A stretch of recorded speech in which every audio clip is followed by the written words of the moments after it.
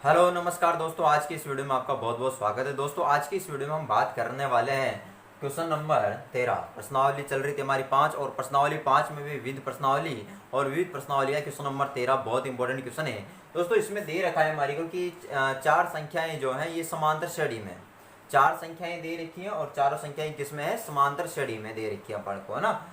और उसमें बताया गया है कि यदि उनका योग, किनका योग, चारों संख्याओं का योग हमारे को 20 दे रखा है और इसके अलावा हमारे को दिया गया है कि चारों संख्याएं, जो संख्याएं हैं उनके वर्गों का योग 120 है ना। यानी चार संख्याएं दी गई हैं और उनका योग 20 दे रखा है और उनके वर्गों का योग 120 दे रखा है। तो हमें संख्याएं ज्ञात करनी है, ठीक है। तो ध्यान से देखिएगा, बहुत इंपॉर्टेंट क्वेश्चन है। तो यहाँ पर हम मानेंगे सबसे पहले माना संख्याएं, यहाँ पर संख्याएं मान लेंगे हम।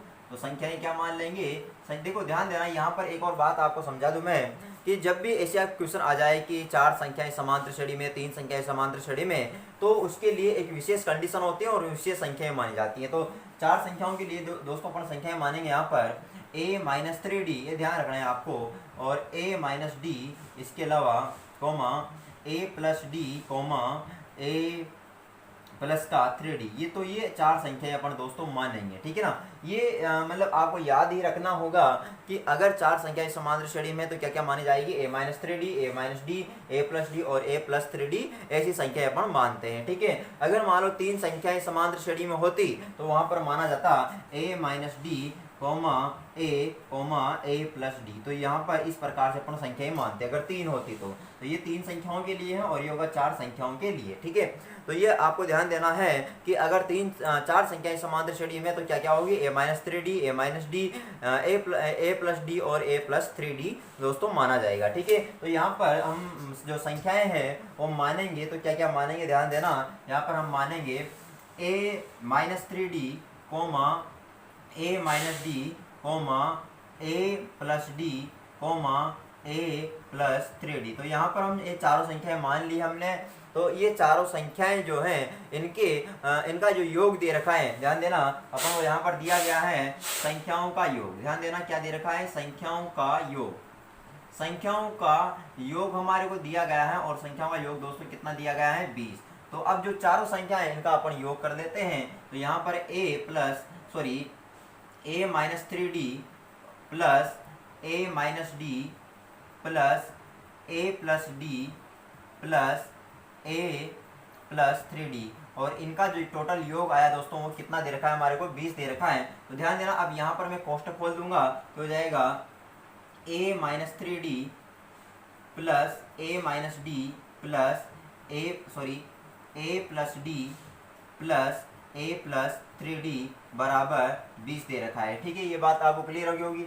अब ध्यान देना, यहाँ पर 3d माइनस का और 3d प्लस का कैंसिल हो जाएगा। इसी प्रकार d माइनस का d प्लस का ये भी क्या हो जाएगा, कैंसिल। अब हमारे पास यहाँ पर ओनली a बच रहा है, यानी a कितनी बार है, 1 2 3 4, तो यहाँ पर होगा 4a बराबर 20। तो आगे जब इसको सोल्व करेंगे तो 4a के साथ गुणा में है तो इधर बटे बराबर की दूसरी तरफ जाएगा तो बटे में चल जाएगा। तो a बराबर 20/4। अब 20 में 4 का भाग देंगे तो दोस्तों कितना आएगा, 5। तो इट मीन्स हमारे पास a का मान कितना आ चुका है, 5 आ चुका है, यानी हमने a का मान ज्ञात कर लिया है।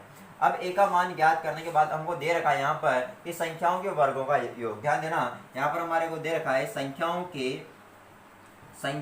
के वर्गों का योग, संख्याओं के वर्गों का योग, यानी संख्याओं का वर्ग करना है और उनका जो योग आएगा और वो आएगा दोस्तों 120। किसके बराबर आएगा, 120 के बराबर आएगा। तो यहाँ पर अपन जो संख्याएं हैं उनका योग करेंगे, उनके वर्गों का योग करेंगे तो a-3d इसका वर्ग करेंगे प्लस इसको जोड़ेंगे a-d इसका भी वर्ग करेंगे, फिर इसके अलावा a+d इसका भी वर्ग करेंगे प्लस इसको करेंगे a+3d इसका भी स्क्वायर बराबर 120। यानी संख्याओं का वर्ग किया और उनका योग किया तो किसके बराबर आएगा, 120 के बराबर आएगा, ठीक है। अब हम यहाँ पर देखो दो सूत्र हमारे यहाँ पर यूज होंगे दोस्तों। कौन कौन से, ध्यान देना, चूंकि एक तो a-b वाला आप सभी को पता होगा, a-b का होल स्क्वायर क्या होता है दोस्तों a² प्लस b² माइनस का 2ab, ये होता है। और एक और काम आएगा a+b का होल स्क्वायर, और इसका सूत्र होता है a² plus b² plus 2ab, इसका सूत्र होता है, ठीक है। तो ये आपको याद होगा। तो अब हम क्या करेंगे, इन कोष्टकों को खोल देंगे तो क्या होगा दोस्तों, a माइनस 3, ध्यान देना, ये हो जाएगा ए स्क्वायर प्लस का 3d का स्क्वायर माइनस 2 इंटू ए इंटू 3d, ठीक है। फिर इसके अलावा यहाँ पर प्लस दे रखा है, ठीक है, ध्यान देना।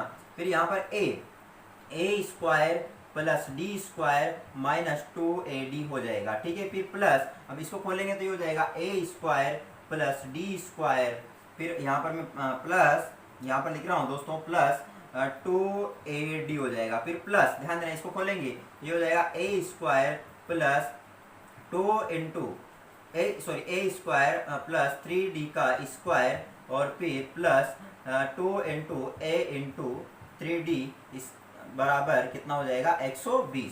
तो हमने इन कोष्टकों को खोल दिया है, तो यहाँ पर हमने इसको हल किया।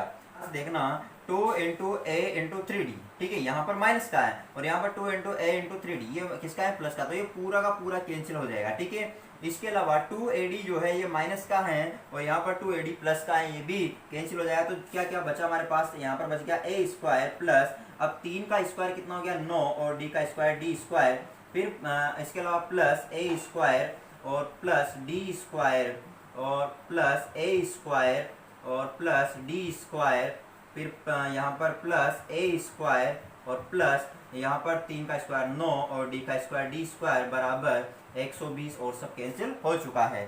तो अब यहाँ पर ध्यान देना, है अपन को,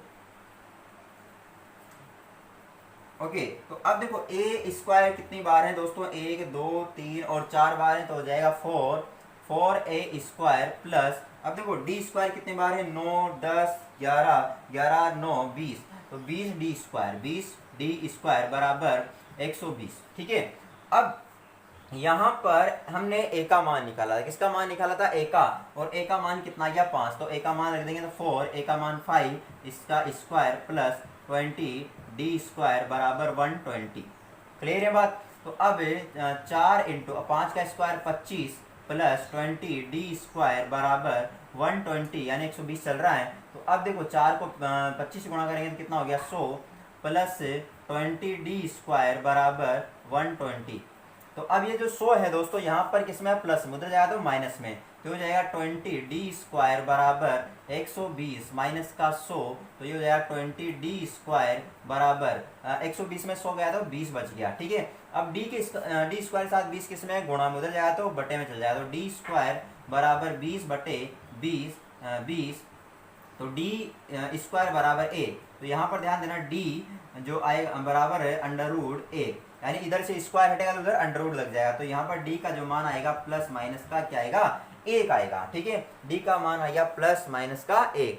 अब हमें यहाँ पर देखो संख्याएं ज्ञात करनी है, चारों संख्याएं ज्ञात करनी है, लेकिन यहाँ पर डी का मान प्लस में भी हो और किस में है, माइनस में भी है। तो अब यहाँ पर दोस्तों जो संख्याएं आएगी, संख्याएं हम निकालेंगे, तो संख्याएं ज्ञात करने के लिए क्या होगा दोस्तों, समझना, संख्याएं ज्ञात करने के लिए पहली जो कंडीशन बनेगी, इसमें ए का मान लेना पड़ेगा 5, ठीक है, और डी का मान हम प्लस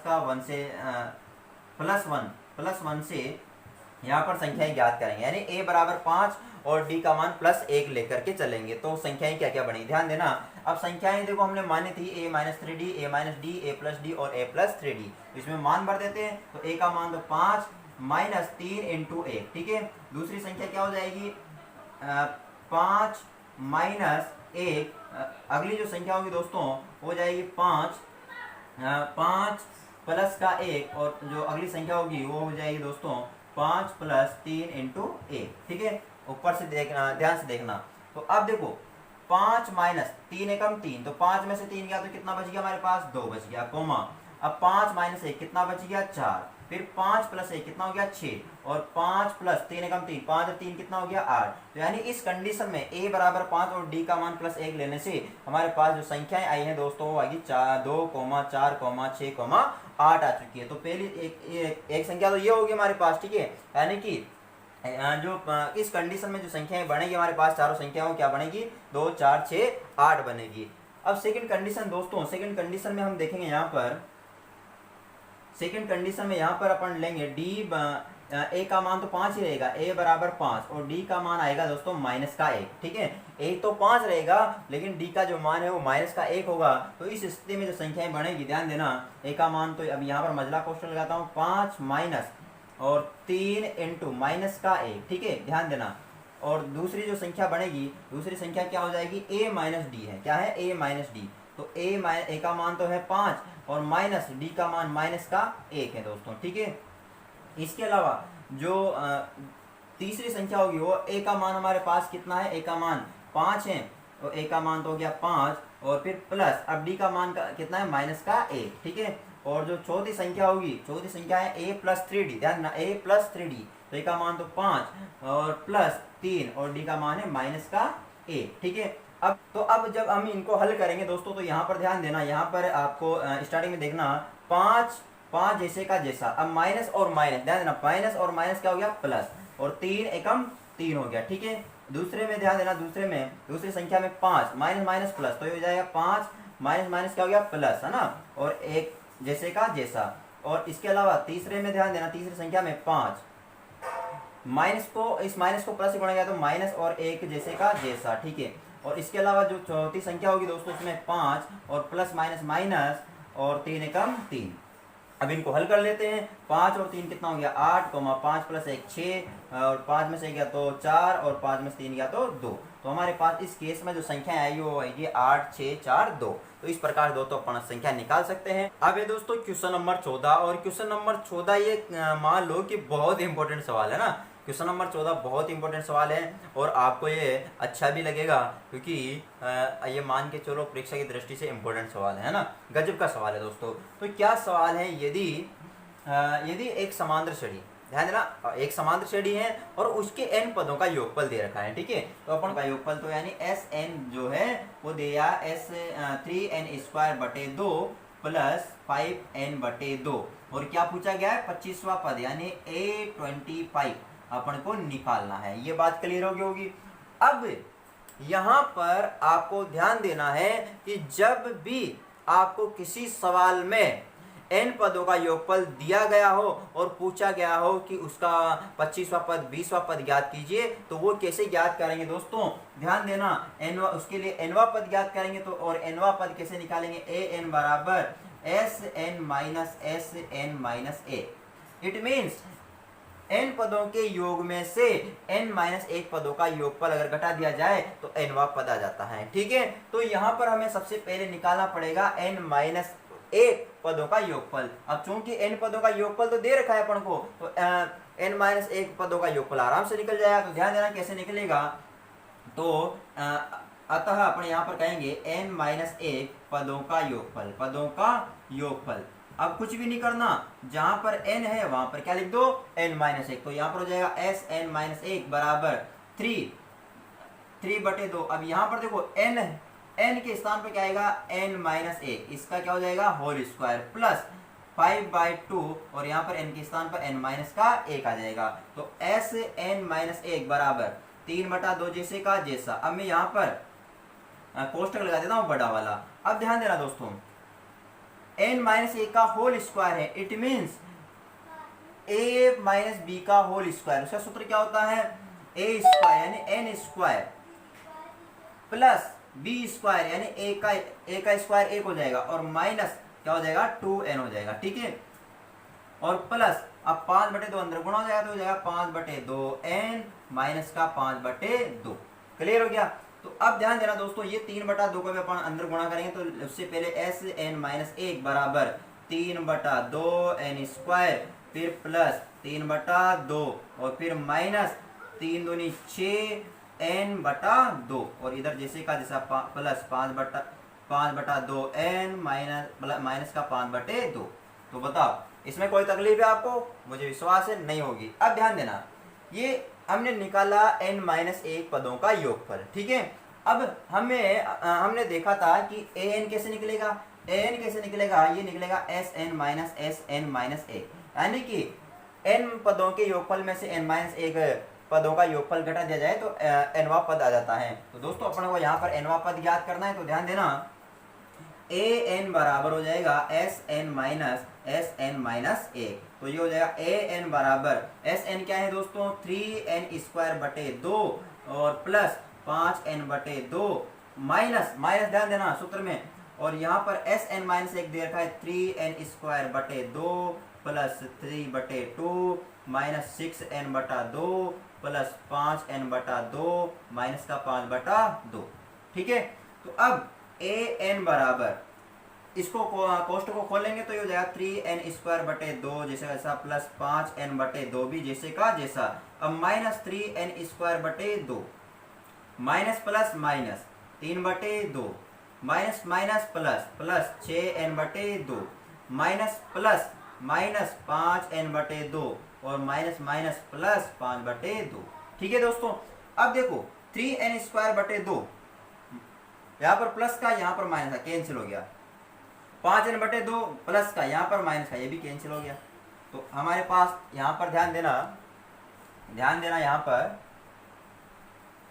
कि ए एन बराबर बच रहा है हमारे पास एक तो माइनस का 3/2 प्लस 6n/2 और प्लस 5/2।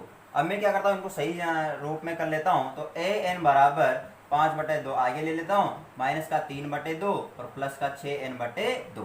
तो दोस्तों यहाँ पर लघुत्तम लेंगे अपन, तो ए एन बराबर इन दोनों में लघुत्तम लेते हैं तो 2 लघुत्तम आ गया, तो ये हो गया 5 माइनस 3 और प्लस का 6n/2। ठीक है, तो ए एन बराबर 5 में से 3 गया तो 2/2 प्लस का 6n/2। तो ए एन बराबर 2 का भाग 2 में एक बार प्लस 6n/2। अब दोस्तों कौन सा पद निकालना है 25वां पद, तो यहाँ पर 25 लिख देते हैं, अतः 25वां पद। तो 25वां पद, तो इसके लिए यहाँ पर n के स्थान 25 रख देंगे। तो a 25 बराबर 1 प्लस 6 25/2। ठीक है, तो a 25 बराबर 1 प्लस अब 25 छिका जल्दी बोलो भाई 150/2। तो a 25 बराबर 1 प्लस 150 में 2 का भाग देंगे 75 बराबर अब 1 प्लस 75 कितना हो गया 76। इट मीन्स अपन कह सकते हैं a 25 यानी 25वां पद कितना होगा दोस्तों चिंतर होगा, यानी 25वां जो पद आएगा दोस्तों हमारे पास वो कितना आ जाएगा 76 आएगा। और बहुत ही आसान है, इसको करने के लिए कोई ज़्यादा दिमाग की जरूरत नहीं है, कुछ नहीं करना। लेकिन ध्यान ये रखना है कि जब भी n पदों का योग दिया जाए और हमसे इस प्रकार से पद पूछा जाए कि 25वां पद 20वां पद, तो उसके लिए सबसे सिंपल ही है कि n पदों के योग में से n-1 पदों का योगफल अगर घटा दिया जाए तो यहाँ पर क्या हो जाता है nवां पद आ जाता है। और वही हमने किया और इस प्रकार से हमने यहाँ पर 25वां पद निकाला और 25वां पद आया 76। तो अभी तक जिसने भी हमारा चैनल सब्सक्राइब नहीं किया है जल्दी से जाकर सब्सक्राइब कीजिए और बेल आइकन को जरूर दबाइएगा ताकि आने वाली हर वीडियो का नोटिफिकेशन आपको सबसे पहले प्राप्त हो सके। और लाइक कमेंट और शेयर भी जरूर कर दीजिएगा दोस्तों।